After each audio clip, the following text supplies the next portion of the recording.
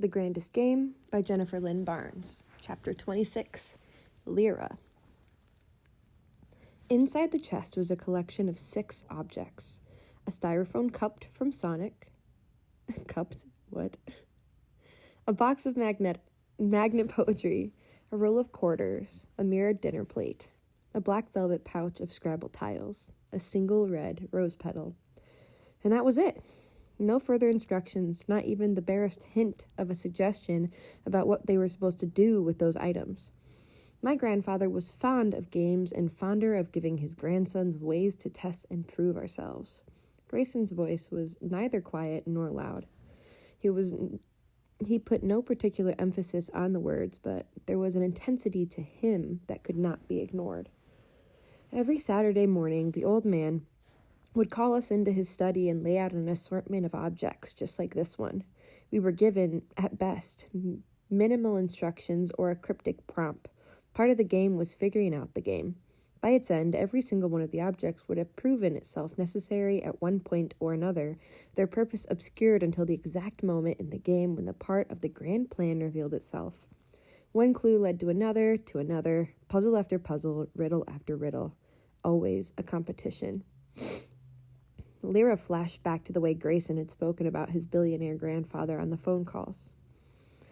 Whatever Tobias Hawthorne did or didn't do, it's none of my concern. That had been on their first call. On their second, probabilities being what they are, whatever Tobias Hawthorne did or did not do, it likely ruined your father financially. And later, after she'd recited her father's cryptic last words, what begins the bet? Not that. Grayson had interpreted those words as a riddle imparted with one final piece of almost humanizing information. My grandfather was very big into riddles. For a brief moment in time, she let herself entertain the idea that they might solve that riddle together. Lyra slammed the door on the memories. We've got the cryptic prompt, she said evenly. To solve the first puzzle, insert your answers here. And no, we're not going to tell you the question. Those were Jameson's exact words. There are 3 cursors, which suggests the answer has 3 parts. 3 answers, no question. Just the objects and the room were locked in. Lyra took a moment to survey the great room. The wall of the windows facing the fairy-lit rocks and the black ocean beyond. The maze-like design of the cherry-wood walls. A granite fireplace. The adjacent seating area where an enormous leather couch was framed by 2 smaller, but otherwise identical pieces. 3-seater, 2-seater, 1-seater. The asymmetry of that arrangement should have felt unbalanced, but didn't. The only other furniture in the room was a pair of marble coffee tables, one of which was covered in the remains of the hourglass. Shards. A crystal chandelier hung from the ceiling. Among the objects we have just been given, there will be one that starts us off. Grayson was all business. One object is the initial clue that will point us to all the next steps of the puzzle. The trick is identifying which object that is and decoding its meaning.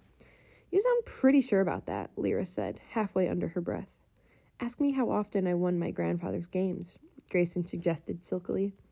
Lyra did not. Instead, she lined their pockets up on... Oh, pockets, what? She lined their objects up on the floor, letting her mind linger briefly on each one as she did. A styrofoam cup, a box of magnet poetry, a roll of quarters, a mirrored dinner plate, a black velvet pouch of Scrabble tiles, a single petal from a rose. 6 objects, Lyra said out loud. 8. The correction came from Odette, the bag and the box. The old woman sank into the floor beside the objects with surprising ease. She poured the Scrabble tiles out of the velvet bag and dumped the poetry magnets out of the box. I have an eye for technicalities and loopholes. Indulge me. 8 objects, Lyra said, coming to kneel next to Odette.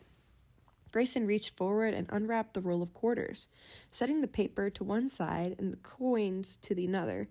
9. And that's assuming the coins, the magnets, and the Scrabble tiles all function as units. 9 objects, Lyra thought. A piece of paper, a small box, a black velvet pouch, quarters, Scrabble tiles, poetry magnets, a mirrored plate, a disposable cup, a single petal from a rose. Lyra reached for the poetry magnets. Grayson did the same. Her fingers brushed the back of his hands, and Lyra's body was taken aback. To the cliffs, to their dance. There were downsides to having the kind of memory where you saw nothing in your mind's eye and felt everything. Lyra jerked her hand back. She turned her attention to the Scrabble tiles. He could have the damn poetry. By my count, there are 22 Scrabble tiles, Grayson said brusquely. Unless there are fewer than 5 vowels total, you'll want to start by finding a way to eliminate some of the letters. Look for patterns, repetition, anything that will let you get it down to a smaller pool. Otherwise, the number of possible combinations will render the tiles virtually useless to us on the puzzle front, until or unless we uncover a clue that sheds light on which ones to use. I don't recall her asking for your advice, Mr. Hawthorne, Odette commented austerely. But she was smiling like a cat that had just eaten a proverbial canary. You take the Scrabble tiles, then, Lyra told Grayson, clipping the words. No. Grayson's gaze settled on hers, like a laser locking on its target. He arched a brow. Are we going to have a problem here, Lyra? He said her name the way his father did in the dream. Lyra. Dang it, come on. Let me start over. Are we going to have a problem here, Lyra? He said her name the way her father did in the dream. Lyra. It's Lyra, she corrected. Rest assured, Lyra, Grayson's voice was low and smooth. For the duration of this game, I'll probably be keeping my hands to myself. Oof. That's the end of chapter 26.